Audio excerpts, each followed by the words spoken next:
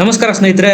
ದೆಹಲಿಯಲ್ಲಿ ಬಿಜೆಪಿ ಭರ್ಜರಿ ಬಹುಮತ ಸಾಧಿಸಿ ಅಧಿಕಾರಕ್ಕೇನೋ ಬಂತು. ಈಗ ಇರೋ ಪ್ರಶ್ನೆ ಮುಂದಿನ ಮುಖ್ಯಮಂತ್ರಿ ಯಾರಾಗ್ತಾರೆ ಅನ್ನೋದು. ಬಿಜೆಪಿಗೆ ಗೊತ್ತಿತ್ತು ಕೇಜ್ರಿವಾಲ್ ವಿರುದ್ಧ ಏನಾದ್ರೂ ಮುಖ್ಯಮಂತ್ರಿ ಅಭ್ಯರ್ಥಿ ಅನೌನ್ಸ್ ಮಾಡಿದ್ದೇ ಆದ್ರೆ ಸಹಜವಾಗಿ ಕೇಜ್ರಿ ಸ್ಟ್ರಾಂಗ್ ಕ್ಯಾಂಡಿಡೇಟು ಹಿನ್ನಡೆಯಾಗತ್ತೆ. ಹಾಗಾಗಿ ಅವರು ಮುಂದೆ ಮಾಡಿದ್ದು ನರೇಂದ್ರ ಮೋದಿ ನೇತೃತ್ವ, ಸಾಮೂಹಿಕ ನೇತೃತ್ವ. ಈಗ ದಿಲ್ಲಿಗೆ ಪ್ರಭಾವಿ ಮುಖ್ಯಮಂತ್ರಿ ಆಯ್ಕೆಯಾಗೋದು ಆಲ್ಮೋಸ್ಟ್ ಆಲ್ ಪಕ್ಕಾ ಆಗೋಗಿದೆ. 27 ವರ್ಷಗಳ ವನವಾಸದ ನಂತರ ಭರವಸೆ ಇಟ್ಟು ಬಿಜೆಪಿಗೆ ದೆಹಲಿಗರು ವೋಟ್ ಹಾಕಿದ್ದಾರೆ. ಹೆಸರು ಉಳಿಸಿಕೊಳ್ಳಬೇಕಾಗಿದೆ. ಹೇಳಿಕೊಳ್ಳುವಂತಹ ಬಿಜೆಪಿ ನಾಯಕರು ಯಾರು ದೆಹಲಿನಲ್ಲಿ ಇಲ್ಲ. ನಾನು ಹೇಳ್ತಾ ಇರೋದು ಸ್ಥಳೀಯ ನಾಯಕರು. ದಿಲ್ಲಿ ರಾಷ್ಟ್ರದ ರಾಜಧಾನಿ. ಸ್ವತಂತ್ರವಾಗಿ ಪವರ್ಫುಲ್ ಆಗಿ ಕಾರ್ಯ ಮಾಡುವ ಮುಖ್ಯಮಂತ್ರಿ ಬೇಕು. ಹಾಗಾಗಿ ಬಿಜೆಪಿ ಪ್ಲಾನ್ ಮಾಡ್ತಾ ಇರೋದು ಯೋಗಿ ಆದಿತ್ಯನಾಥ್ ಅವರ ರೀತಿಯ ಖಡಕ್ ಮತ್ತು ಪವರ್ಫುಲ್ ಸಿಎಂ ರ ಆಯ್ಕೆಗೆ. ನಿಮಗೆಲ್ಲ ಗೊತ್ತೇ ಇದೆ ಉತ್ತರ ಪ್ರದೇಶದಲ್ಲಿ ಯೋಗಿ ಯಾವ ರೀತಿ ಆಡಳಿತ ನಡೆಸ್ತಾ ಇದ್ದಾರೆ. ಬಿಜೆಪಿಯವರು ಹಸ್ತಕ್ಷೇಪ ಮಾಡೋದಕ್ಕೆ ಸಾಧ್ಯನೇ ಇಲ್ಲ. ಅಲ್ಲಿ ಎಲ್ಲವನ್ನು ಯೋಗಿ ಸಂಭಾಳಿಸಿಕೊಂಡು ಹೋಗ್ತಾ ಇದ್ದಾರೆ. ಅಷ್ಟೇ ಅಲ್ಲದೆ ಬಿಜೆಪಿಯ ಕಷ್ಟ ಕಾಲದಲ್ಲಿ ಯೋಗಿ ಅವರು ಪ್ರಚಾರಕ್ಕೆ ಬರ್ತಾರೆ. ಹರಿಯಾಣ ಮತ್ತು ಮಹಾರಾಷ್ಟ್ರ ಅಷ್ಟೇ ಯಾಕೆ ದಿಲ್ಲಿನಲ್ಲೇ ಪ್ರಚಾರ ಮಾಡಿ ಪಕ್ಷನ ಗೆಲ್ಲಿಸಿಕೊಂಡು ಬಂದ್ರು. ಅಂತಹ ನಾಯಕರ ಅಗತ್ಯ ಈಗ ದಿಲ್ಲಿಯ ಸಿಎಂ ಗದ್ದುಗೆಗೆ ಇದೆ. ಹಲವಾರು ಲೀಸ್ಟ್ ಇದಾವೆ, ಅದ್ರ ಬಗ್ಗೆ ಸವಿಸ್ತಾರವಾಗಿ ಹೇಳ್ತೀನಿ. ದಿಲ್ಲಿಗೆ ಪ್ರಭಾವಿ ಮತ್ತು ಪವರ್ಫುಲ್ ಮುಖ್ಯಮಂತ್ರಿ ಬೇಕು. ಯಾಕಪ್ಪ ಅಂದ್ರೆ ದೆಹಲಿ ಒಂದು ಕೇಂದ್ರಾಡಳಿತ ಪ್ರದೇಶ. ನಮ್ಮ ಬೆಂಗಳೂರು ಯಾವ ರೀತಿ ಇದೆಯೋ ಆ ರೀತಿ ಒಂದು ನಗರ. ದೆಹಲಿ ಅತಿ ಹೆಚ್ಚು ಜನಸಾಂದ್ರತೆ ಹೊಂದಿರತಕ್ಕಂತ ನಗರ. ನಿಮಗೆ ದಿಲ್ಲಿನಲ್ಲಿ ಒಂದು ಮಿನಿ ಭಾರತನೇ ಕಾಣುತ್ತೆ. ಸೌತ್ ಇಂಡಿಯನ್ಸ್ ಇದಾರೆ, ಈಸ್ಟ್ ಇಂಡಿಯನ್ಸ್ ಇದಾರೆ, ವೆಸ್ಟ್ ಇಂಡಿಯನ್ಸ್ ನಿಮಗೆ ದಿಲ್ಲಿನಲ್ಲಿ ಕಾಣಸಿಗ್ತಾರೆ. ದಿಲ್ಲಿನಲ್ಲಿ ಒಂದೇ ಎರಡೇ ಸರಣಿ ಸಮಸ್ಯೆಗಳಿದಾವೆ. ಮೊದಲನೇದು ವಾಯು ಮಾಲಿನ್ಯ. ಬೆಂಗಳೂರಿನಂತಹ ನಗರದಲ್ಲಿರೋ ನಾವು ದಿಲ್ಲಿಗೆ ಕಂಪೇರ್ ಮಾಡ್ಕೊಂಡ್ರೆ ಸಾಕಷ್ಟು ಪುಣ್ಯವಂತರು. ಅಲ್ಲಿಯ ಏರ್ ಕ್ವಾಲಿಟಿಗೂ ಇಲ್ಲಿಯ ಏರ್ ಕ್ವಾಲಿಟಿಗೂ ಅಜಗಜಾಂತರ ವ್ಯತ್ಯಾಸ. ಸಾಕಷ್ಟು ಜನ ಶ್ವಾಸಕೋಶ ಸಂಬಂಧಿ ಕಾಯಿಲೆಗಳಿಗೆ ತುತ್ತಾಗಿರ್ತಾರೆ ದಿಲ್ಲಿನಲ್ಲಿ. ಅಷ್ಟರ ಮಟ್ಟಿಗೆ ಇದೆ ಏರ್ ಪೊಲ್ಯೂಷನ್ ಅಲ್ಲಿ. ಆಮ್ ಆದ್ಮಿ ಪಕ್ಷನ ಜನ ಕಿತ್ತಾಕಿದ್ದು ಯಾವ ಕಾರಣಕ್ಕೆ? ಇದು ಒಂದು ಕಾರಣ. ಬಿಜೆಪಿ ಮುಂದೆ ಈಗ ದೊಡ್ಡ ಸವಾಲಿನ ಕೆಲಸನೇ ಅದು. ಏರ್ ಕ್ವಾಲಿಟಿ ಇಂಡೆಕ್ಸ್ ನ ಸುಧಾರಿಸಲೇಬೇಕಾಗಿದೆ. ಮುಂದೆ ಜನ ಬಿಜೆಪಿನ ಆರಿಸಬೇಕು ಅಂದ್ರೆ. ಇನ್ನೊಂದು ಯಮುನಾ ನದಿಯ ಶುದ್ಧೀಕರಣ. 7,000 ಕೋಟಿ ರೂಪಾಯಿ ಖರ್ಚು ಮಾಡಿರೋದು ಕೇಜ್ರಿವಾಲ್. ಆದ್ರೆ ಕಡಿದು ಕಟ್ಟೆ ಹಾಕಿರೋದು ಏನೂ ಇಲ್ಲ. ಜನ ಮನೆಗೆ ಕಳಿಸಿರೋದಕ್ಕೆ ಯಮುನೆನ ಶುದ್ಧ ಮಾಡಿಲ್ಲ ಅನ್ನುವುದು ಒಂದು ರೀಸನ್. ಈಗಾಗಲೇ ಬಿಜೆಪಿಯವರು ಭರವಸೆ ಕೊಟ್ಟಿದ್ದಾರೆ ಯಮುನೆನ ಶುದ್ಧ ಮಾಡ್ತೀವಿ ಅಂತ. ಇನ್ನೊಂದು ಚಾಲೆಂಜಿಂಗ್ ಏನಪ್ಪಾ ಅಂದ್ರೆ ಕಸದ ವಿಲೇವಾರಿ. ಹೆಚ್ಚು ಕಡಿಮೆ ಗಾರ್ಬೇಜ್ ಸಿಟಿ ಆಗೋಗ್ಬಿಟ್ಟಿದೆ. ಜನಸಂಖ್ಯೆನೂ ಸಹಜವಾಗಿ ಅಲ್ಲಿ ಜಾಸ್ತಿ ಇದೆ.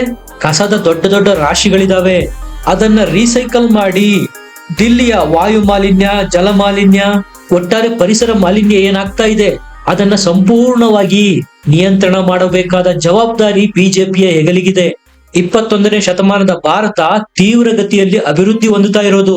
ಇಂತಹ ಅಭಿವೃದ್ಧಿ ಹೊಂದುತ್ತಾ ಇರುವ ಭಾರತದ ರಾಜಧಾನಿ ದಿಲ್ಲಿನೇ ಗಾರ್ಬೇಜ್ ಸಿಟಿ ಆದ್ರೆ ಅದು ನಮಗೆ ಕಪ್ಪು ಚುಕ್ಕೆ ಅಲ್ವಾ? ಅಟ್ಲೀಸ್ಟ್ ಏಷ್ಯಾದ ಅಥವಾ ಯುರೋಪಿಯನ್ ಕಂಟ್ರಿನ ಯಾವುದಾದ್ರೂ ಒಂದು ನಗರದ ಮಟ್ಟಕ್ಕೆ ನಾವು ದಿಲ್ಲಿನ ಕೊಂಡೊಯ್ಯಲೇಬೇಕು. ಅಂದ್ರೆ ಒಟ್ಟಾರೆ ದೆಹಲಿಯ ಸೌಂದರ್ಯವನ್ನ ಹೆಚ್ಚಿಸೋದಕ್ಕೆ ಕ್ರಮಗಳನ್ನು ಕೈಗೊಳ್ಳಬೇಕಾಗಿದೆ. ಹೆಚ್ಚು ಪಾರ್ಕ್ ಗಳ ನಿರ್ಮಾಣ ಆಗಿರ್ಬೋದು, ವ್ಯವಸ್ಥಿತ ಕಟ್ಟಡಗಳ ನಿರ್ಮಾಣ, ಸಿಸ್ಟಮ್ಯಾಟಿಕ್ ಡ್ರೈನೇಜ್ ಸಿಸ್ಟಮ್ಮು, ಕಸದ ವಿಲೇವಾರಿ ಸಮಸ್ಯೆನ ಸಂಪೂರ್ಣವಾಗಿ ಇನ್ನಿಲ್ಲದಂತೆ ಮಾಡಬೇಕಾಗಿದೆ. ಇದೆಲ್ಲ ದೊಡ್ಡ ದೊಡ್ಡ ಚಾಲೆಂಜಸ್ ಇದೆ ಬಿಜೆಪಿ ಮುಂದೆ. ಬಿಜೆಪಿಯ ತಲೆ ಮೇಲೆ ಇರ್ತಕ್ಕಂತ ಮತ್ತೊಂದು ಭಾರ ಏನಪ್ಪಾ ಅಂದ್ರೆ ಆರ್ಥಿಕ ಹೊಣೆ. ಈಗಾಗಲೇ ಕೇಜ್ರಿವಾಲ್ ಏನು ದಿಲ್ಲಿಯ ಜನರಿಗೆ ಕೊಡ್ತಾ ಇದ್ದಾರೆ ಗ್ಯಾರಂಟಿ ಯೋಜನೆಗಳು, ಅದನ್ನು ಮುಂದುವರಿಸಬೇಕು. ಬಿಜೆಪಿ ಮಾತು ಕೊಟ್ಟಿದೆ ಅದನ್ನು ಮುಂದುವರಿಸ್ತೀವಿ ಅಂತ. ಅಷ್ಟೇ ಅಲ್ಲದೆ ತಾನೇ ತನ್ನ ಪ್ರಣಾಳಿಕೆಯಲ್ಲೇ ಹೇಳಿರುವ ರೀತಿ ಮಹಿಳೆಯರಿಗೆ ಪ್ರತಿ ತಿಂಗಳು 2,500 ರೂಪಾಯಿ ಕೊಡಬೇಕು. ಆಟೋ ಚಾಲಕರಿಗೆ ಕೊಟ್ಟಿರ್ತಕ್ಕಂಥ ಭರವಸೆಗಳನ್ನು ಈಡೇರಿಸಬೇಕು. ಈ ಎಲ್ಲ ಸವಾಲುಗಳ ಸರಮಾಲೆ ಮುಂಬರಲಿರುವ ಹೊಸ ಸಿಎಂ ಹೆಗಲಿಗೆ ಬೀಳುತ್ತೆ. ಅಂತಿಂತವರನ್ನೇನಾದ್ರೂ ಸಿಎಂ ಮಾಡಿದ್ರೆ ಇದನ್ನ ಎದುರಿಸೋದಿರ್ಲಿ, ಬಿಜೆಪಿಗೆ ಕೆಟ್ಟ ಹೆಸರು ಬರೋದು ಗ್ಯಾರಂಟಿ. ಹಾಗಾಗಿ ಈಗಲೇ ಅಳೆದು ತೂಗಿ ಯೋಗಿ ರೀತಿಯ ಸಮರ್ಥ ವ್ಯಕ್ತಿಯನ್ನೇ ಆರಿಸೋದಿಕ್ಕೆ ಬಿಜೆಪಿ ಪ್ಲಾನ್ ಮಾಡಿದೆ. ದಿಲ್ಲಿಯ ಮಟ್ಟಕ್ಕೆ ಸಾಧಾರಣವಾಗಿ ಕೆಲಸ ಮಾಡಿದ್ರೆ ವರ್ಕೌಟ್ ಆಗಲ್ಲ. ಪ್ರೋ ಆಕ್ಟಿವ್ ಆಗಿ ಕೆಲಸ ಮಾಡಬೇಕು. 24/7 ಹಗಲು ರಾತ್ರಿ ಒಂದು ಮಾಡಿ ಕೆಲಸ ಮಾಡುವಂತಹ ಚೇತೋಹಾರಿ ಮುಖ್ಯಮಂತ್ರಿ ಬೇಕು ದಿಲ್ಲಿಗೆ. ಈಗ ಆಮ್ ಆದ್ಮಿ ಪಕ್ಷದವ್ರು ಹೇಳ್ತಾ ಇದ್ರು ರಮೇಶ್ ಬಿದೋರಿ ಈ ಬಾರಿ ಮುಖ್ಯಮಂತ್ರಿ ಆಗ್ಬಿಡ್ತಾರೆ ಅಂತ. ಆದ್ರೆ ಅವರು ಅತಿಶಿ ಮರ್ಲೇನಾ ಎದುರುಗಡೆ ಕಾಲ್ಕಾಜಿನಲ್ಲಿ ಸೋತ್ರು. ಸದ್ಯಕ್ಕೆ ರಮೇಶ್ ಬಿದೋರಿ ಅವರು ಮುಖ್ಯಮಂತ್ರಿ ರೇಸ್ ನಿಂದ ಹೊರಗಿದ್ದಾರೆ. ಹಾಗಾದ್ರೆ ಯಾರಾಗಬಹುದು? ಯಾರ ಹೆಸರು ಈಗ ಮುಂಚೂಣಿಗೆ ಬಂದಿದೆ? ಸದ್ಯ ಜಾಸ್ತಿ ಕೇಳಿ ಬರ್ತಾ ಇರೋ ಹೆಸರು ಪರ್ವೇಶ್ ವರ್ಮಾ. ದಿಲ್ಲಿ ಬಿಜೆಪಿಯ ಪ್ರಭಾವಿ ನಾಯಕರು. ಅಷ್ಟೇ ಅಲ್ಲ, ಅವರು ಸೋಲಿಸಿರೋದು ಯಾರನ್ನ? ಆಮ್ ಆದ್ಮಿ ಪಕ್ಷದ ಸುಪ್ರೀಮೋ ಅರವಿಂದ್ ಕೇಜ್ರಿವಾಲ್ ಅವರನ್ನ ನ್ಯೂ ಡೆಲ್ಲಿ ಕಾನ್ಸ್ಟಿಟ್ಯೂಯನ್ಸಿಯಿಂದ. ಸಹಜವಾಗಿ ಮಾಜಿ ಮುಖ್ಯಮಂತ್ರಿ ಅವರನ್ನ ಸೋಲಿಸಿರೋದ್ರಿಂದ ಇವರ ಹೆಸರು ಸಿಎಂ ರೇಸ್ಗೆ ಕೇಳಿ ಬರ್ತಾ ಇದೆ. ಅಷ್ಟೇ ಅಲ್ಲದೆ 2014 ಮತ್ತು 2019ರಲ್ಲಿ ಇವರು ದಿಲ್ಲಿಯ ಸಂಸದರಾಗಿ ಆಯ್ಕೆಯಾಗಿದ್ದವರು. ವೆಸ್ಟ್ ಡೆಲ್ಲಿಯಿಂದ ಸಂಸದರಾಗಿದ್ರು. 2024ರಲ್ಲಿ ಇವರಿಗೆ ಟಿಕೆಟ್ ತಪ್ಪಿಸಲಾಗಿತ್ತು. ಅದಕ್ಕೆ ಕಾರಣ 2025ರಲ್ಲಾಗೋ MLA ಎಲೆಕ್ಷನ್ಗೆ ಕೇಜ್ರಿ ವಿರುದ್ಧನೇ ನೀವು ನಿಲ್ಬೇಕು ಅಂತ. ಮೇಲಾಗಿ ಇವ್ರದ್ದು ಪ್ರಭಾವಿ ರಾಜಕಾರಣಿ ಕುಟುಂಬದ ಹಿನ್ನೆಲೆ ಇರೋರು. ಮಾಜಿ ಸಿಎಂ ಸಾಹಿಬ್ ಸಿಂಗ್ ಅವರ ಪುತ್ರ. ಇವರು ಜಾಟ್ ಸಮುದಾಯಕ್ಕೆ ಸೇರ್ತಾರೆ. ಜಾಟ್ ಸಮುದಾಯ ಒಳ್ಳೆ ಮತ ಬ್ಯಾಂಕ್ ಬಿಜೆಪಿಗೆ ಹರಿಯಾಣ ಮತ್ತು ದಿಲ್ಲಿನಲ್ಲಿ. ಅಷ್ಟೇ ಅಲ್ಲದೆ ಉತ್ತರ ಪ್ರದೇಶ, ಉತ್ತರಾಖಂಡದಲ್ಲೂ ಜಾಟ್ ಸಮುದಾಯದ ವೋಟ್ಗಳಿದಾವೆ. ದೊಡ್ಡ ಸಮುದಾಯಕ್ಕೆ ಸಿಎಂ ಹುದ್ದೆ ಕೊಟ್ಟಿದ್ದೆ ಆದ್ರೆ ಮುಂದೂ ಸಹ ಆ ಸಮುದಾಯ ಬಿಜೆಪಿ ಜೊತೆಗೆ ನಿಲ್ಲುತ್ತೆ ಅನ್ನುವ ಭರವಸೆ ಇದೆ ಬಿಜೆಪಿಗೆ. ಇನ್ನು ಒಂದು ದಿಲ್ಲಿ ವಿಷಯಕ್ಕೆ ಸಂಬಂಧಪಟ್ಟಂತೆ ಗಮನಿಸಬೇಕಾದ ವಿಚಾರ ಇದೆ. ಅದೇನಪ್ಪಾ ಅಂದ್ರೆ, ನ್ಯೂ ಡೆಲ್ಲಿ ಕ್ಷೇತ್ರದಿಂದ ಯಾರು ಆಯ್ಕೆಯಾಗಿರ್ತಾರೋ ಅವರೇ ಡೆಲ್ಲಿ ಸಿಎಂ ಆಗ್ತಾ ಬಂದಿರೋದು. ಈ ಹಿಂದೆ 3 ಬಾರಿ ಶೀಲಾ ದೀಕ್ಷಿತ್ ಅವರು ಸಿಎಂ ಆಗಿದ್ರಲ್ಲ, ಅವರು ಸಹ ಈ ನ್ಯೂ ಡೆಲ್ಲಿ ಕಾನ್ಸ್ಟಿಟ್ಯೂಯನ್ಸಿನೇ ರೆಪ್ರೆಸೆಂಟ್ ಮಾಡ್ತಾ ಇದ್ದಿದ್ದು. ಅವರನ್ನ ಸೋಲಿಸಿ ಕೇಜ್ರಿವಾಲ್ ಸಹ ಇದೇ ಕ್ಷೇತ್ರದಿಂದ ಗೆದ್ದಿದ್ರು. ಒಟ್ಟು 3 ಸಾರಿ ಕೇಜ್ರಿವಾಲ್ರು ಇದೇ ನ್ಯೂ ಡೆಲ್ಲಿ ಕಾನ್ಸ್ಟಿಟ್ಯೂಯನ್ಸಿನ ರೆಪ್ರೆಸೆಂಟ್ ಮಾಡಿರೋದು. ಈಗ ಪರ್ವೇಶ್ ವರ್ಮಾ ಸಹ ನ್ಯೂ ಡೆಲ್ಲಿ ಕ್ಷೇತ್ರದಿಂದನೇ ಗೆದ್ದಿರೋದ್ರಿಂದ ಈ ಹಿಂದಿನ ಇತಿಹಾಸನ ನೋಡಿ ಹೇಳೋದಾದ್ರೆ ಗೊತ್ತಿಲ್ಲ, ಹೀಗೆ ಆಗುತ್ತೆ ಅಂತ ಹೇಳೋದಿಕ್ಕಾಗಲ್ಲ. ಯಾಕಂದ್ರೆ ಬಿಜೆಪಿನಲ್ಲಿ ಏನ್ ಬೇಕಾದ್ರೂ ಆಗ್ಬೋದು. ಕ್ಷಣದಲ್ಲಿ ಚೀಟಿನಲ್ಲಿ ಬೇಕಾದ್ರೂ ಹೆಸರು ಬರ್ಬೋದು, ಯಾರು ಆಗ್ಬೋದು ಮುಖ್ಯಮಂತ್ರಿ ಅಂತ.